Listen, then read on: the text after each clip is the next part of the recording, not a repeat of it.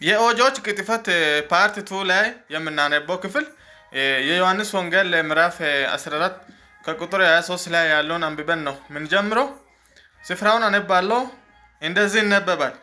ኢየሱስም መለሰ አለም የሚወደኝ ቢኖር ቃልን ይጠብቃል፣ አባቴም ይወደዋል። ኦንሊ ጂሰሶች እስቲ ረጋ ብላችሁ አንብቡ። የሚወደኝን አባቴም ይወደዋል፣ እኔም ይወደዋለሁ፣ ራሴንም ይገልጥለታለሁ። ወደ እርሱም እንመጣለን፣ በእርሱም ዘንድ መኖሪያ እናደርጋለን። እንመጣለን ይመጣለውና እንመጣለን የሚለው ልዩነት አለ። እናደርጋለንና አደርጋለሁ፣ በእርሱም ዘንድ መኖሪያ አደርጋለሁ ያለ አይደለም። ኢየሱስ አብ ቢሆን ኖሮ ወደ እርሱ ይመጣለሁ፣ ወልድም አብም መንፈስ ቅዱስም እኔ ነኝ፣ ስለዚህ አንድ ፐርሰን ስለሆንኩ ወደ የሚወደኝ ይመጣለሁ ማለት ነው ያለበት እንጂ እንመጣለን ሲል ምን ማለት ነው? እኛ ትሪኒቲ ብሊቨሮች ወይም የስላሴ አማኞች የምናምነው አንድ እግዚአብሔር አለ ብለን ነው የምናምነው። በአንዱ በእግዚአብሔርና በሰው መካከል ደግሞ አንድ ሰው የሆነ መካከለኛ የሆነ ኢየሱስ ክርስቶስ አለ ብለን ነው የምናምነው። ስለዚህ በግልጽ መጽሐፉ እንደምነግረን አብና ወልድ አንድ እንዳይደሉ ነው ማለት ነው።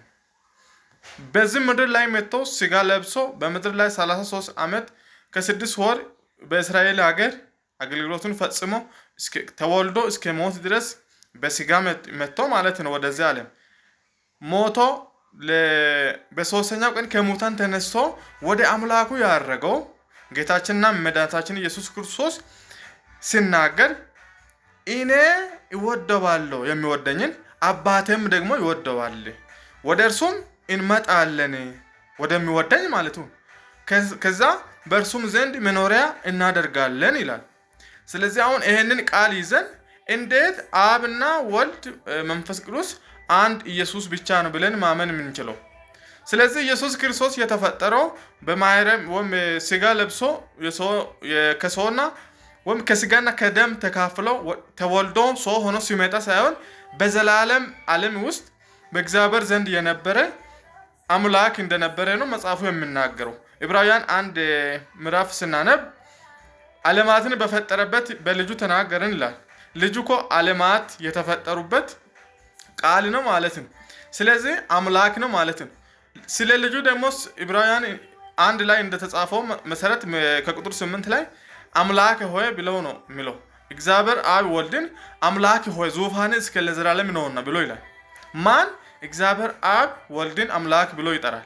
በዚህ ምክንያት ኢየሱስ ራሱ አምላክ ነው፣ አብ አይደለም። አምላክ ነው ማለት አባት ነው ማለት አይደለም። አብና አባት ማለት ተመሳሳይ የግዕዝና የአማርኛ እንትን ነው ወርዶች ወይም ቃላቶች ናቸው እንጂ አባት ኢየሱስ አባት አይደለም። ወደ አባቴና ወደ አባታችሁ ወደ አምላክና ወደ አምላካችሁ አርጋለሁ ገና አላረገውምና አትንክኝ ብሏል ለማርያምና ከሞታን ከተነሳ በኋላና ስለዚህ እሱ ከየት እንደመጣ ወዴት እንደሚሄድ እኔ አውቃለሁ ይላቸው ነበር ለደቀ መዛሙርቱ። ከዮሐንስ ወንጌል ምዕራፍ 13 እስከ 17 ስናነብ ተያያዥ የሆኑ ሐሳቦችን ነው ወይም የአንድ ምሽት ንግግሮች እንደሆኑ ነው የሚታመነውና በግልጽ እዚህም እንደተጻፈው መሰረት ስናነብ ኢየሱስ ክርስቶስ ከዮሐንስ ወንጌል ምዕራፍ 13 እስከ 17 በአንድ ምሽት ውስጥ እንዳስተማራቸው ነው። በዚህ ምክንያት ደግሞ አባቴና እኔ ወደ እርሱ እንመጣለን ሲል ኦንሊ ጂሰሶች ይሄንን ረጋ ብላችሁ አንብባችሁ ሄዳችሁ ቄሶቻችሁን እንድትጠይቁ አሳስባችኋለሁ። ብዙ ጊዜ እናንተ ጋር የምናየው ነገር እዚህ ሚዲያ ላይ ባይብል ወይም መጽሐፍ ቅዱስን ስታነቡ የራሳችሁን ሐሳብ ይዛችሁ መጣችሁ አንብባችሁ አሁን ለምሳሌ ባለፈው አንዱ ምን ያለ በሰውና በእግዚአብሔር መካከል ያለው ደግሞ አንድ አለ የሚለውን ሁለተኛ ማለት ጢሞቴዎስ 2:5 ላይ ያለውን ሲያነብ የሰውና በእግዚአብሔር መካከል ብሎ አንብቧል። አይታችኋል። አማርኛም ስታነቡ ጨርሳችሁ አይደለም የምታነቡት። የራሳችሁ ወይም ኢየሱስ አብ ነው ለሚለው ዶክትሪናችሁ ማጠናከሪያ የሚሆንላችሁ ክፍል ስታገኙ ቶሎ በቃ በአእምሮአችሁ ውስጥ የያዛችሁትን ነው ጨምራችሁ የምታነቡት እንጂ መጽሐፉ ልል የፈለገው ምን ማለቱ ነው? ለምሳሌ ምዕራፍ 14 ላይ እዚች ጋር ዮሐንስ ወንጌል ምዕራፍ 14 ላይ እኔና አብ አንድ ነን ብሎ ነበር ፊልጶስ ጠይቆት ማለት ነው። አብን አሳየንና ይበቃናል አለ። እስከዚህ ይህን ያህል ዘመን ካንተ ጋር ስኖር አታውቀኝምን ብሎ ከመለሰለት በኋላ ምን አለ? እኔን ያየ አብን አይቷል ብሏል። እኔን ያየ አብን አይቷል። ምክንያቱም የክብሩ መንጸባረቅ እና የክብሩ መገለጫ የሆነው ኢየሱስ ክርስቶስ የአብ ልጅ ፍጹም አምላክ ስለሆነ ኢየሱስን ያየ አብን አይቷል። ምክንያቱም አብን አይቶ ማንም ሊድን አይችልም። መለኮት በሰው አይን አይታይም። በተለያዩ ነገሮች በቶፊያኒ በሚባለው ወይም በእግዚአብሔር መገለጥ ኢየሱስ ክርስቶስ በስጋ ወደዚህ ዓለም ከመምጣቱ አስቀድሞ በፊት በተለያዩ ነገሮች ለሰው ልጆች ይታያቸው ነበር። የእግዚአብሔር መላእክት ተብሎ ማለት ነው። ያ በተለያዩ ነገሮች ሲገለጥ ወይም ለሰው ቶፊያኒ ወይም በመገለጥ ወይም በተለያዩ ነገሮች ተመስሎ ይገለጥ የነበረ አዲስ ኪዳን ላይ ፍጹም ሰው ሆኖ መጣ ማለት ነው። ከሰው ጋር ለመታረቅ አምላክን ወይም መለኮትን እግዚአብሔርን ከሰው ልጆች ጋር ሊያስታርቅ ከስጋና ከደም ተካፍሎ መጣ እንጂ ሲጀመርም ኢየሱስ ክርስቶስ ማለት እግዚአብሔር አብን ያየ ማንም የለም። ነገር ግን አንድያ ልጁ በቅፉ ያለ አንድያ ልጁ ተረከው ይላል። ስለዚህ ኢየሱስን ያየ አብን አይቷል። ስለዚህ አብ በኔ ይኖራልና ስላለ ብቻ በኔ ይኖራል ማለቱ እኮ በውስጤ አብ አለ ማለቱ አይደለም። እንደዛ ካልን ማለት ነው አንዳንድ ሎጂክንም ማሰብ ጥሩ ነው። ጳውሎስ ምን ይላል? ከእንግዲህ እኔ በሕያው ሆኜ አልኖርም፣ ክርስቶስ ግን በኔ ይኖራል ይላል። አሁን ምን ማለት ነው ይሄ ነገር? ባለፈው እንደሰራነው ቪዲዮ እነዛ እኔና አብ አንድ እንደሆንን እነሱም አንድ እንዲሆኑ ጸልያለሁ ብሎ ኢየሱስ ለደቀ መዛሙርቱ ጸልዮላቸው ነበር።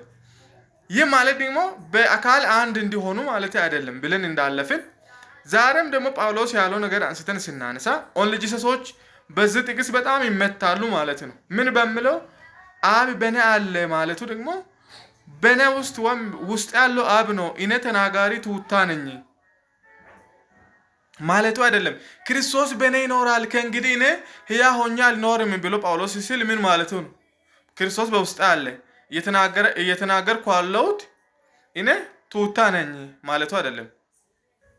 አስባችኋል? በውስጥ ያለው እኔ የሚናገረው ቃል የአብ ነው እንጂ የራሴ አይደለም ከራሴ አይደለም ሲል ምንም እኔ ማድረግ አልችልም ማለቱ አይደለም። ዮሐንስ ምዕራፍ 5 ላይ እግዚአብሔር አብ ለሙታን ሕይወትን እንደሚሰጥ ወልድም ደግሞ ለሙታን ሕይወት እንዲሰጥ ስልጣን እንደተሰጠው ይናገራል ማለት ነው። መስጠት ይችላል አብ። አሁን ይህንን ዮሐንስ ወንጌል ስታነቡ በተለይ ኦንሊ ጂሰሶች እኔ የሚመክራችሁ ምክር እዛ ቄሶቻችሁ የሚሏችሁን ወሬና ትምህርት ትታችሁ እስቲ ረጋ ብላችሁ የዮሐንስን ወንጌል ምዕራፍ 22ቱንም ምዕራፍ አንብቡ። እስቲ 22ቱንም ምዕራፍ ቁጭ ብላችሁ አንብቡና በግልጽ ይታያል ማለት ነው። ይገባችኋል፣ ወደ እውነት ትደርሳላችሁ። እኔ ወደ አባታችሁና ወደ አባቴ አርጋለሁ፣ ገና አልወጣሁም፣ በመንፈሱ ግን እሱ ከኔ ጋር ነው፣ ብቻዬን ግን አይተወኝም። አባት ወይ ለምን ተወከኝ ብሎ ነበር። ደግሞ መስቀል ላይ ያንተ ፍቃድ ይሁን ብሎ ነበር። አይና አሁን ብዙ ጊዜ ስለናንተ በጣም ነው ማዝ ነው ማለት እዛ ቸርች ውስጥ የተነገራችሁን ነገር ብቻ ይዛችሁ መቀመጣችሁ ነው ለዚህ ውርደት ያበቃችሁ። በዚህ ምክንያት ተንቀሳቀሱ፣ ጠይቁ፣ አንብቡ ማለት ነው የምሰጣችሁ ምክርና ስለዚህ ወደ እርሱ እንመጣለን በእርሱም ዘንድ መኖሪያ እናደርጋለን። የሚወደኝን ኢየሱስን የሚወደውን ማለት ነው። እኔ ኢየሱስን ከወደድኩ አብም ደግሞ ይወደኛል። በልጁ ስላመንኩ በልጄ አምነሃልና ብሎ ይወደኛል። ከዛ ወደ እኔ ይመጣሉ። አሁን በእኔ ውስጥ ናቸው ማለት ነው። አብም ወልድም መንፈስ ቅዱስ በውስጥ ያለ ማለት ነው።